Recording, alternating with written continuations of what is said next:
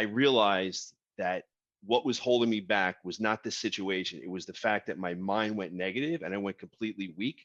And I was coming from a fear-based position instead of a strength-based position. Instead of looking at everything and realizing everything I've learned, like I got a Harvard education without going to Harvard by growing this business to the mammoth size I did and then losing it. Like I am the most educated guy when it comes into the space of designing, growing, building, and systematizing a business because I fucking failed miserably.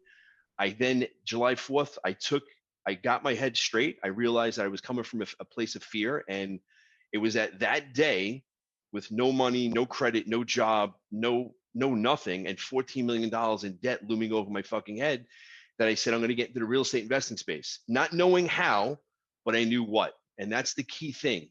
I didn't know how in the fuck I was going to do this. I had no clue, but I made a decision, like a hardcore decision that day. I'm done with the drugs. I'm done with the booze. If I don't fucking change my life, me inside my head, if I don't get myself going in the right direction, I'm going to be dead on the street. I just can't take it. So I just got myself clear. I got focused. I got completely motivated, but still it was a long uphill battle. It wasn't like I got clear and I said, this is what I'm going to do. And it was really easy. And I started doing it. Like I was getting knocked down for a good solid 3 years after July 4th, 2009, when I made the decision to get into this business. I still faced adversity. I still had the lawsuits I had to deal with. I still had bankruptcy that I had to deal with. Like I had a lot of shit. As I'm dealing with the crap here, I needed to compartmentalize it in my head and say, okay, when it's time to deal with it, I will pop it out of my head, deal with it at that moment. But when I have to go in the work mode and start building, I need to completely shut down, put it to the side, and put my work zone on.